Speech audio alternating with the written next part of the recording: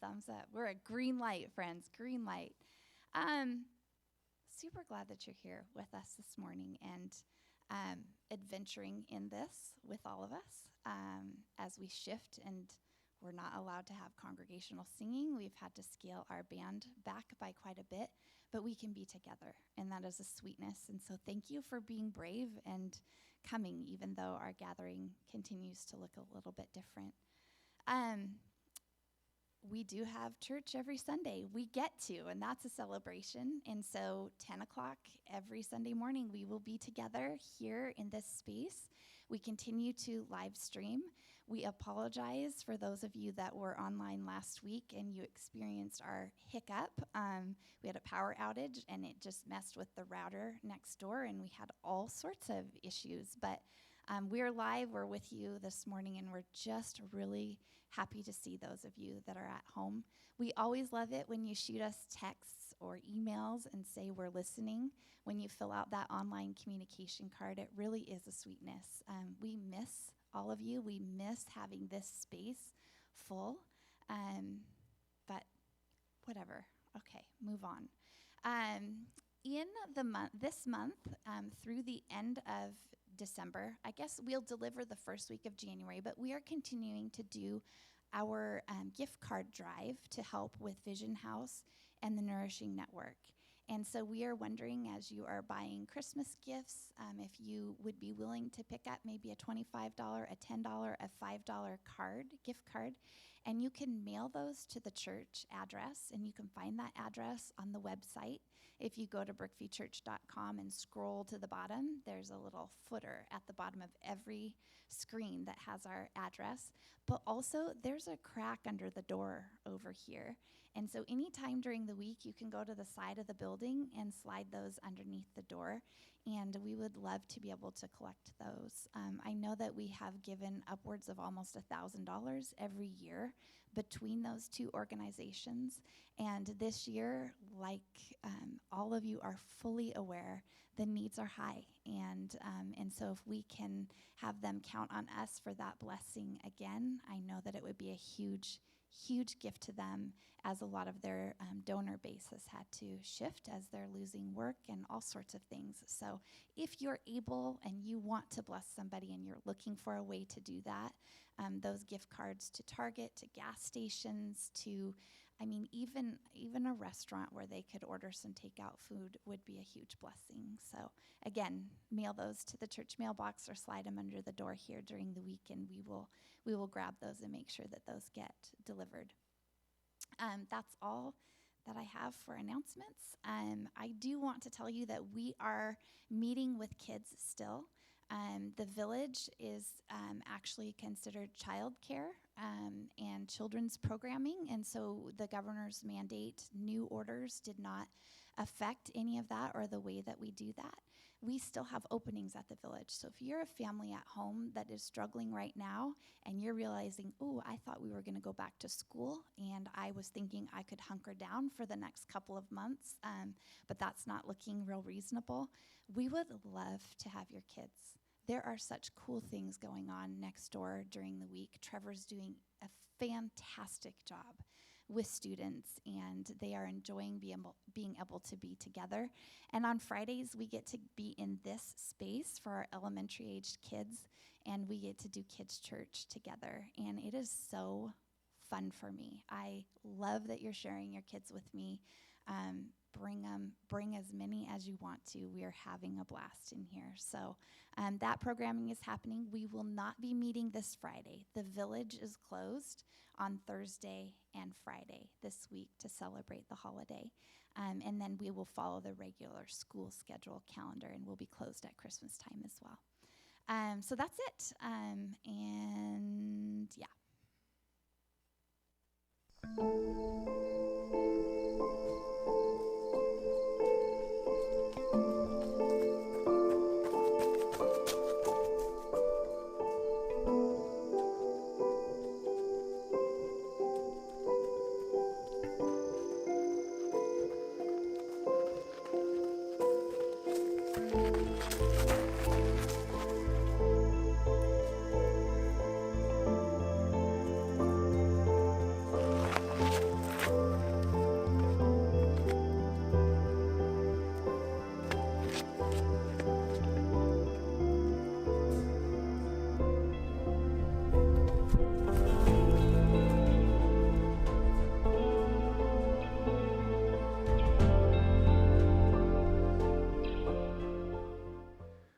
Well, Jen and Matt, right at the end of the opening time of worship there, Tony said, that was awesome.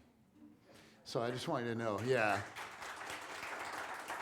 Whether we're pivoting or pirouetting or whatever we're doing through this season, way to go, guys. I also want to say this has been a very contemplative, low kind of simmery, reflective kind of thing, but I don't need that for the message. I need energy, so Bob, give me a whoop or something.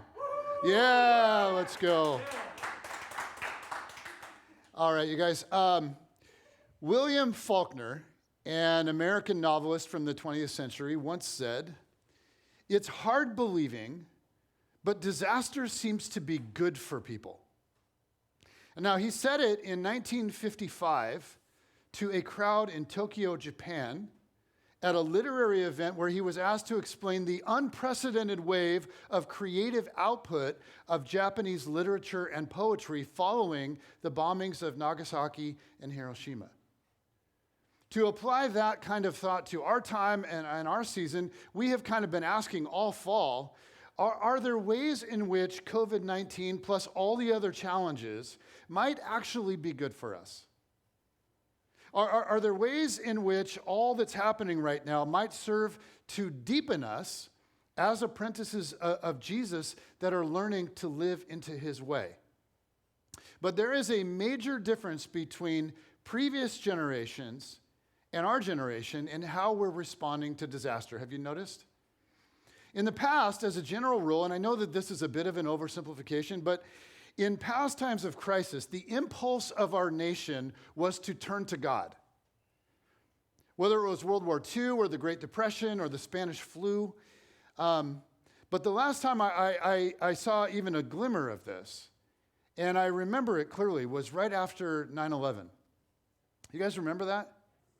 So those of you that are old enough, like,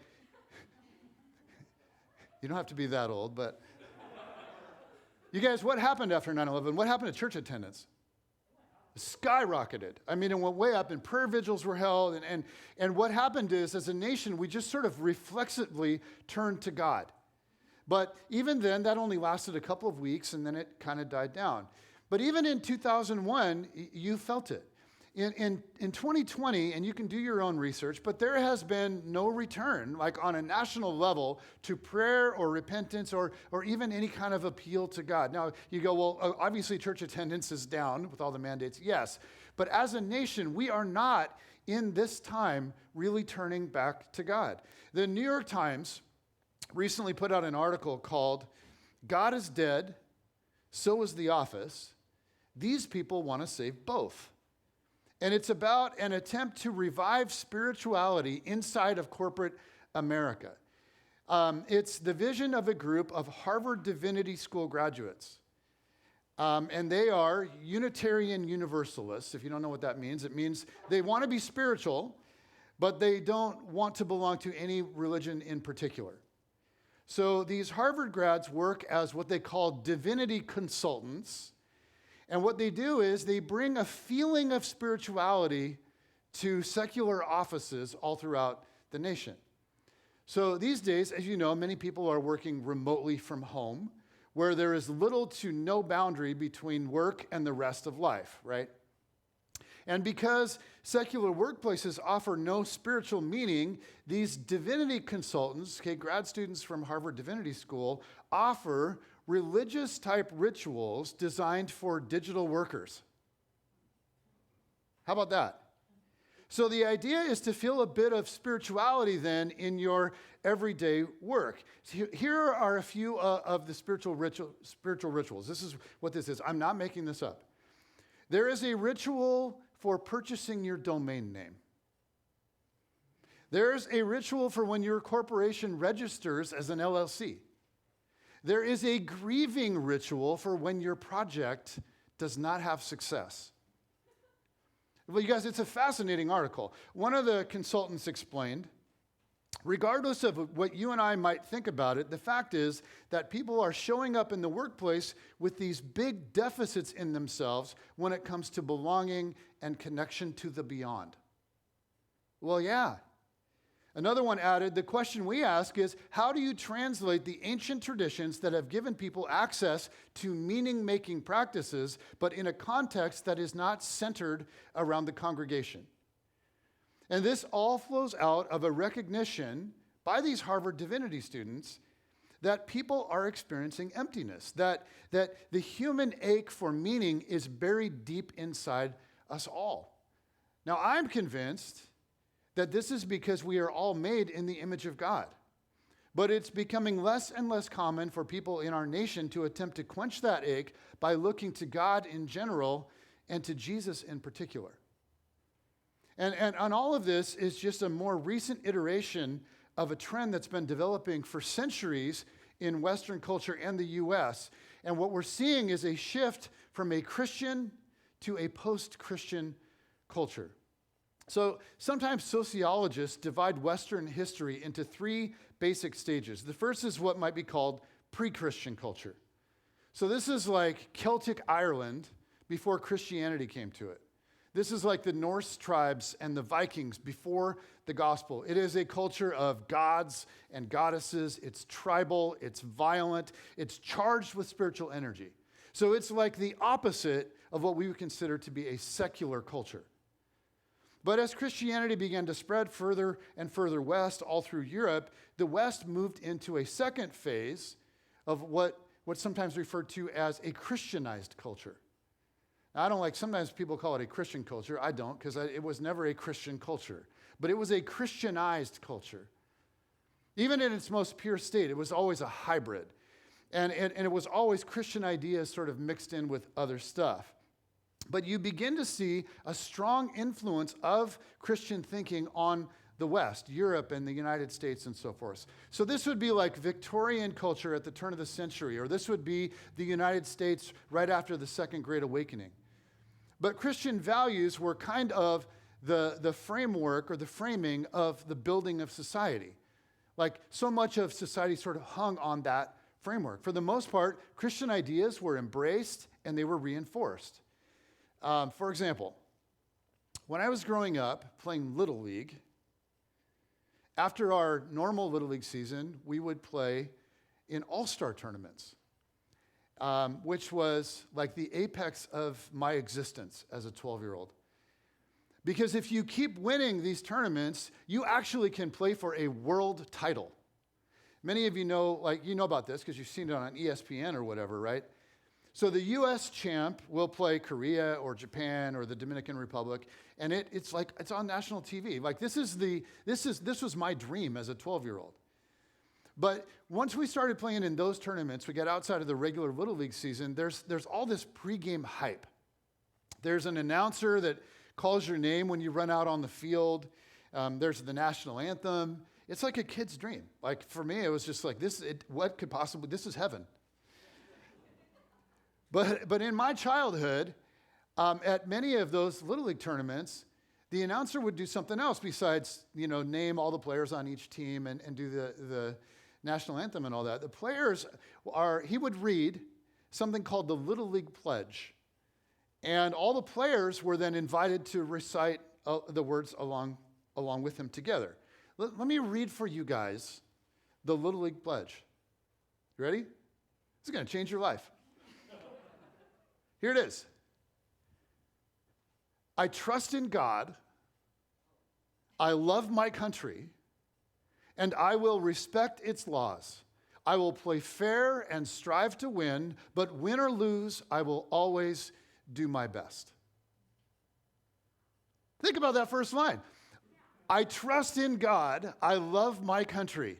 Okay, this Little League Pledge was written in the 1950s, but even as a kid in the 1980s, in the very progressive part of the country, in the Pacific Northwest, we still recited this.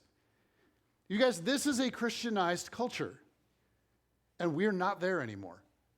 As far as I know, except for maybe some really rural areas in the backwoods of our country, no Little Leagues still have their kids recite this pledge. Why? Because there is no way that the people in our culture would stand for this.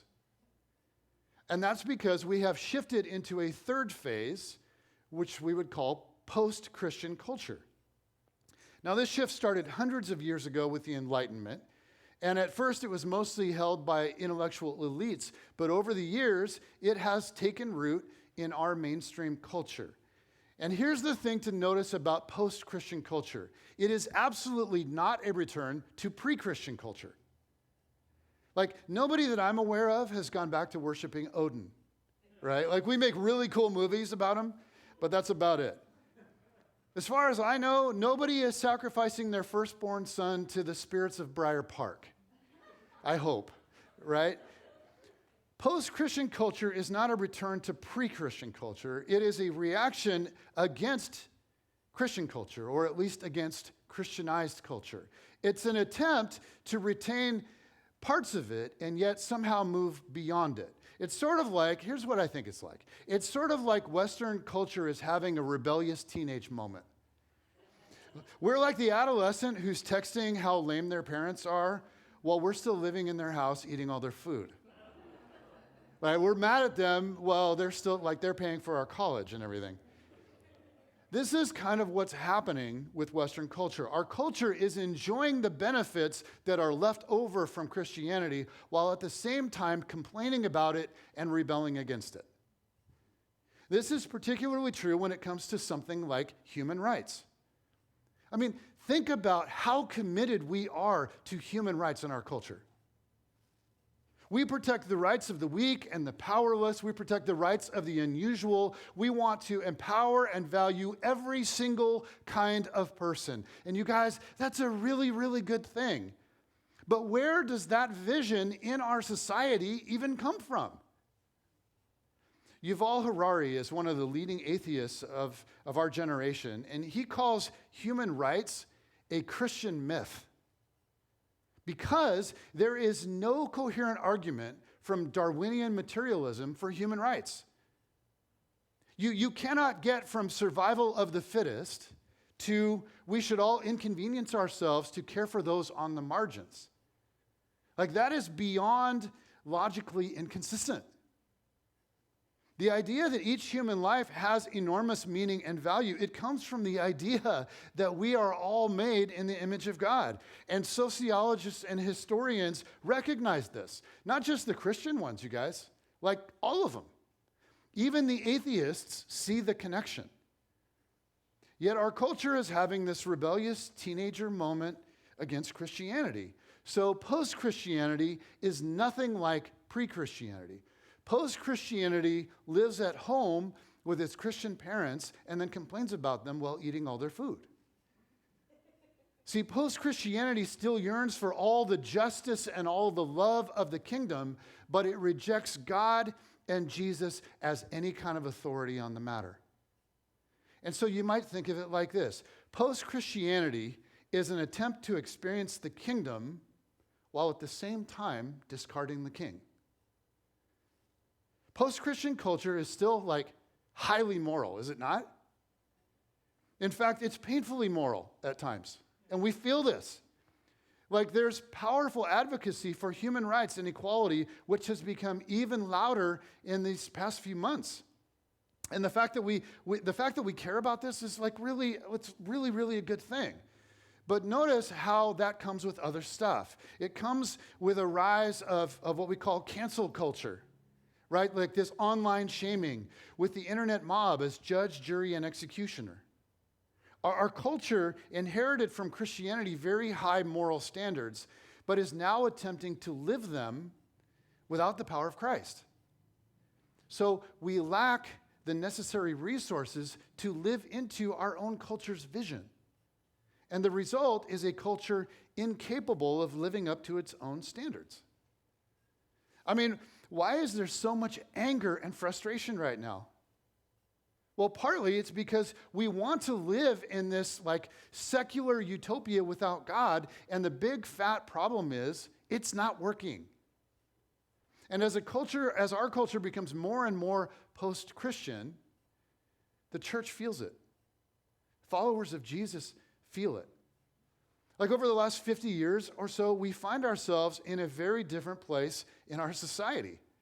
Let me just quickly highlight 3 shifts that have happened over the last 50 years. 3 shifts for the church. First, the church has shifted from the majority to the minority. Now, like, we're not an ethnic minority, but more of like a cognitive minority.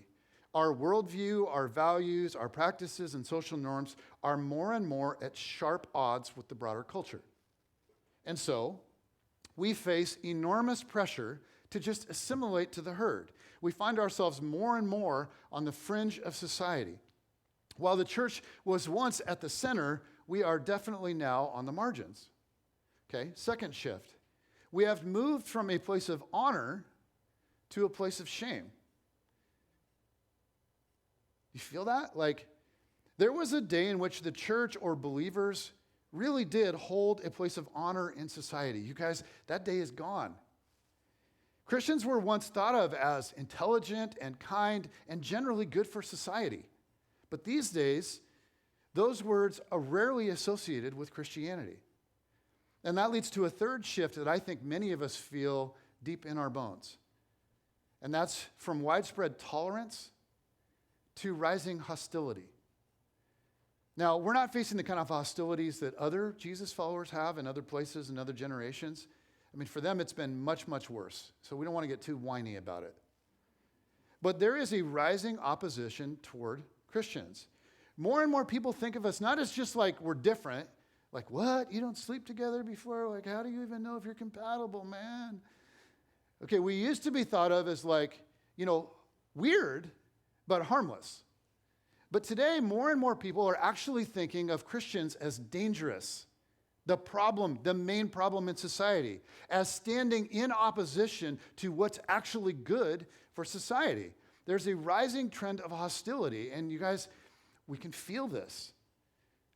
But this is nothing new for followers of Jesus. It may be new for us, but this is not new at all for the way of Jesus. In fact, historians now argue that these shifts in our culture put Western civilization closer to the culture of the New Testament than it has been for 1,000 years. And the metaphor scripture writers use to name the felt experience of our time is exile, living in exile. Author Lee Beach describes exile in this way: the experience of knowing that one is an alien and perhaps even in a hostile environment where the dominant values run counter to one's own. This sense of exile is experienced by anyone who feels alienated, cast adrift, or marginalized by their inability or unwillingness to conform to the tyranny of majority opinion. More and more, this is what following Jesus feels like in our culture. I kind of like the simple way that Eugene Peterson defines exile. He defines it this way. He says, the essential meaning of exile is that we are where we do not want to be. We are separated from home. And not only are we, as apprentices of Jesus, experiencing like this cultural exile, but if exile is most simply being where we don't want to be, even more simply, just being separated from what feels like home, some of you guys are facing a deeply personal exile as well. Like something has gone sideways in your life, and you are not where you want to be. You feel far from home. Could be that a marriage fell apart, and your life has just been turned upside down. Could be that your health has failed or is failing and life is not what you want it to be. It could be that that life has taken you into a geographic region that's just not home for you. Nothing feels familiar. It feels strange. It all feels foreign. It could be that your parents have divorced and there's not even a home for you to go to anymore. Maybe you're single and you really don't want to be. It's not how you want life to be. Maybe more than anything, you just want a child and to begin building a family, but it isn't happening and you feel separated from home. Right now, we're facing a level of exile that I think many of us have never imagined.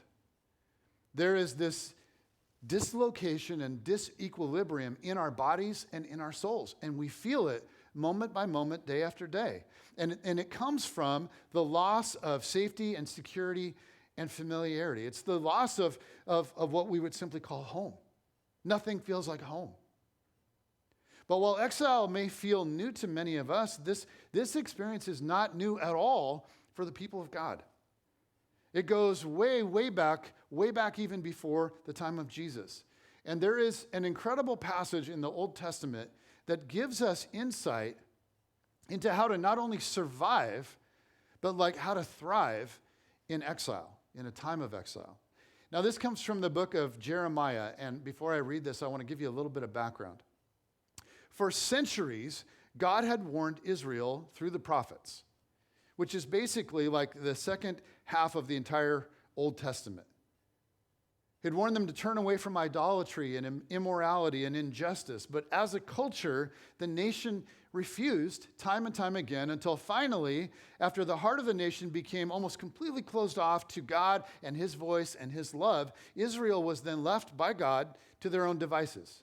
And most of the time, that's God's judgment in Scripture. He's not like, okay, let me kill you. It's just more of a, okay, now you're on your own. Like if you don't want me involved, then I'll respect your freedom, but now you will have to do life without me. And without God's presence and protection, Babylon, the empire from the east, sweeps in and conquers Jerusalem. And what happens is the city is destroyed, the temple is torn down stone by stone, hundreds of thousands of men, women, and children are killed.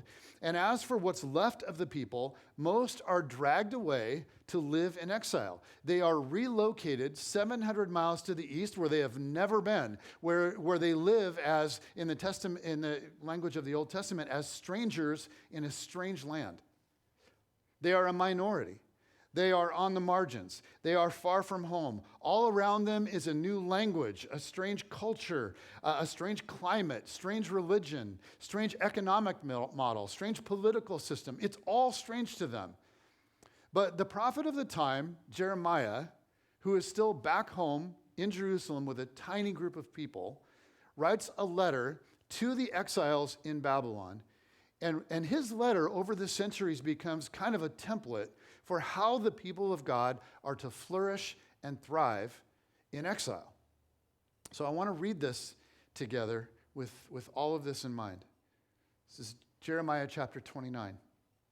It says, "This is the text of the letter that the prophet Jeremiah sent from Jerusalem to the surviving elders among the exiles and to the priests, the prophets, and all the other people Nebuchadnezzar had carried into exile from Jerusalem to Babylon. It said, 'This is what the Lord Almighty, the God of Israel, says to all those I carried into exile from Jerusalem to Babylon.'" And here's the message. "Build houses and settle down. Plant gardens and eat what they produce. Marry and have sons and daughters. Find wives for your sons and give your daughters in marriage so that they too may have sons and daughters. Increase in number there, do not decrease. Also, seek the peace and prosperity of the city to which I have carried you into exile." Note the tone of graciousness toward the city of Babylon where these people now find themselves. "Pray to the Lord for it, because if it prospers, you too will prosper." God's like, it makes sense. Look, if the city does well, it'll be good for you. "Yes, this is what the Lord Almighty, the God of Israel, says. Do not let the prophets and diviners among you deceive you. Do not listen to their dreams, to the dreams you encourage them to have. They are prophesying lies to you in my name. I have not sent them, declares the Lord." And this is referring, if you read Jeremiah, to a group of prophets who were saying, hey, you don't have to get used to this place. Don't make this place home. We're going back to Jerusalem any day now. God's going to rescue us and everything's going to go back to normal. So don't settle into this place and make it home. These false prophets were peddling a kind of nostalgia for the past rather than helping people to face reality. Jeremiah continues. "This is what the Lord says. When 70 years are completed for Babylon," okay, you're going to be in this place for a long, long time. Several generations, in fact. "I will come to you and fulfill my good promise to bring you back to this place." Okay, back home to Jerusalem. And here comes one of the most quoted verses in the entire Old Testament. For I know the plans I have for you, declares the Lord. Plans to prosper you and not to harm you. Plans to give you hope and a future.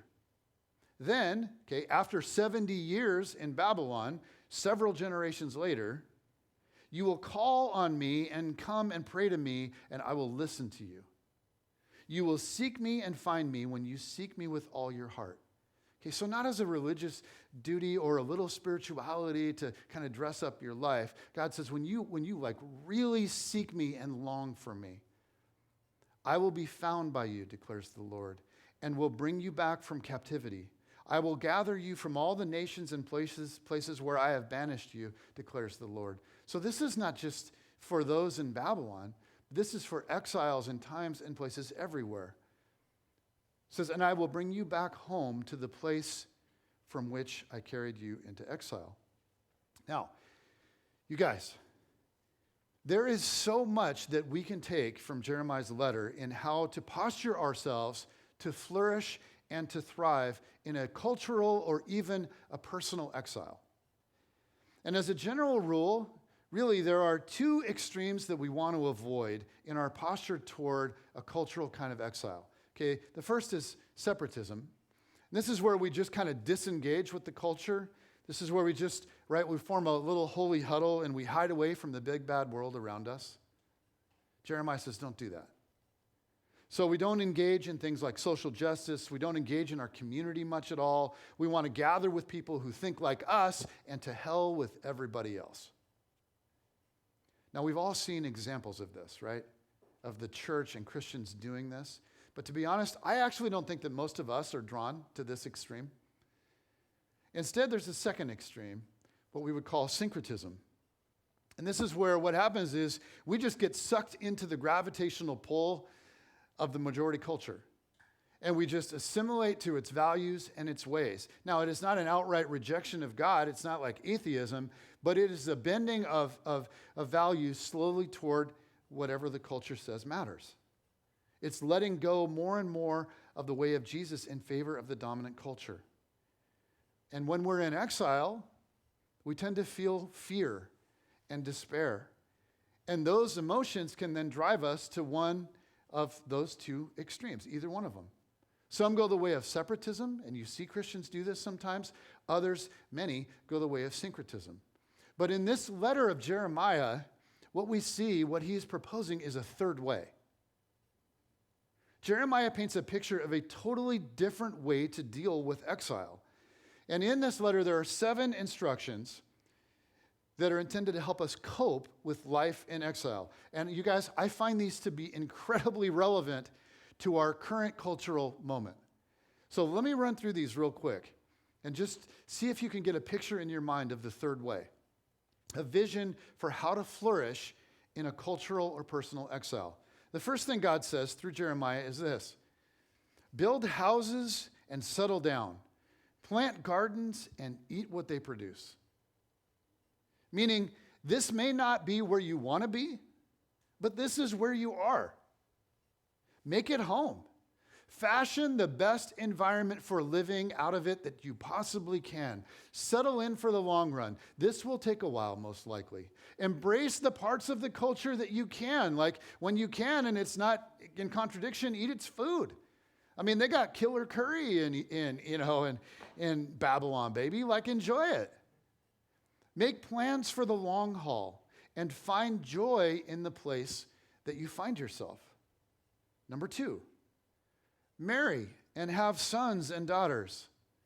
Find wives and husbands for your children so that they too may have children. Don't stop living life. Make a great profile on eharmony.com. Live in a thick web of relational life and multi-generational family. Forge thick ties to one another across generational lines. That leads to number 3. Increase in number there. Do not decrease. It's pretty self-explanatory. But another way of thinking of that is, don't be afraid of life in this new strange place. Like, carry on. Keep living. Keep going. Keep moving forward. Number 4, seek the peace and prosperity of the city. Like, take your work seriously. When you show up for your job, like, take it seriously. Whether you're a teacher, or you make airplanes, or you practice law, or you create new technologies, or you help people buy and sell houses, or you provide lending for people, whatever you do, do that thing with all your heart. Think of it as an act of worship and love. Do all you can to make your city more like the kingdom of heaven, more in line with God's vision for human flourishing. Like, be a good citizen. Pay your taxes. Support the local economy. Share with the poor. Stand up for justice. Vote. Volunteer. Coach Little League whenever they open that thing up. Serve at the Nourishing Network any chance you get. 5, pray to the Lord for it, because if it prospers, you too will prosper. Like, above all, pray for God to bless your city. And note the grace and the love here. There's no hostility. There's no rant on Twitter about the city. There's no forming of a subculture with armed guards and walls. No, instead, pray for your city. Ask God to pour his blessing out on it. Pray for your city to prosper under God. Pray for your city to soften under God and to begin to respond to him. Pray for justice and goodness and charity in your city. Don't hate your city.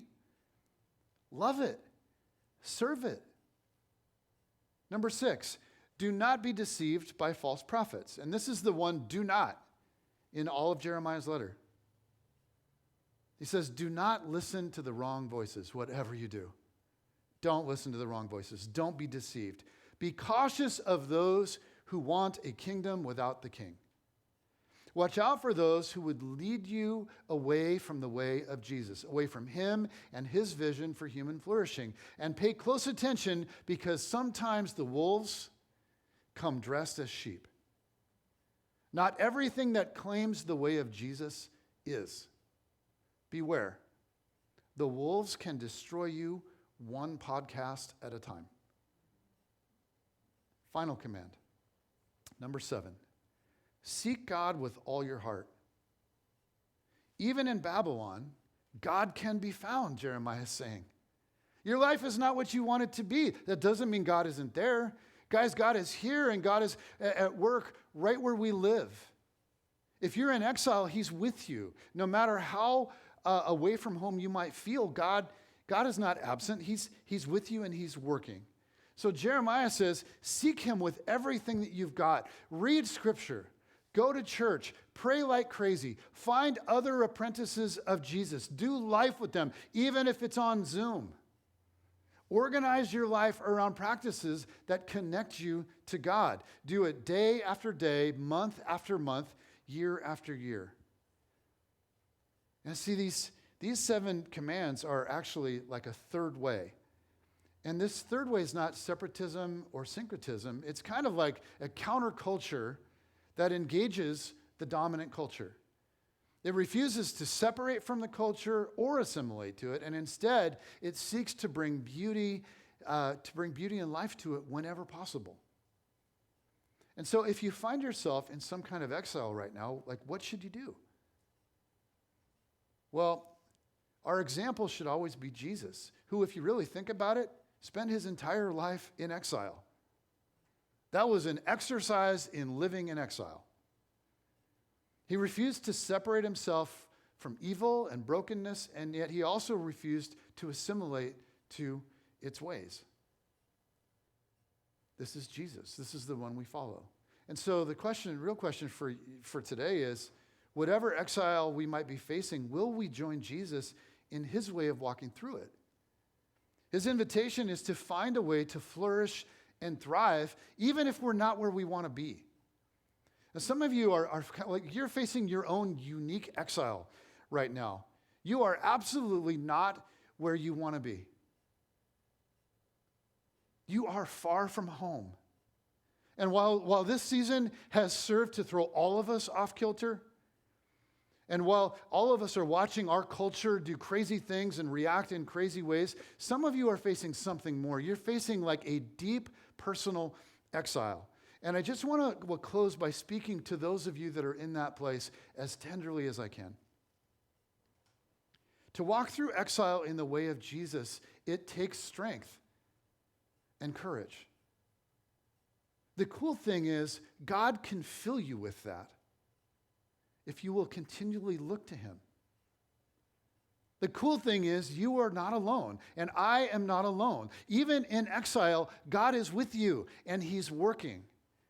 And he's not asking you to just grind it out, to grow bitter and angry, but through gritted teeth, somehow stay faithful. It's an invitation to find a way to flourish and to thrive right where you are, even if it's not where you want to be. Jeremiah 29, there's no hostility. There's no fear. There's no anger, no aggression. This is an approach of love and peace. Eugene Peterson wrote a book called Run with the Horses on Jeremiah and the people of God in exile. And he writes this. I think this is awesome. He says, the only place you have to be human is where you are right now.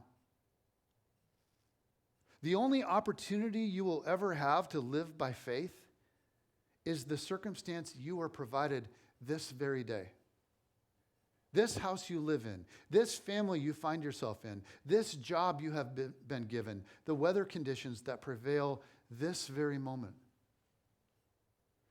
We must learn to find the goodness of God, you guys, in our actual life.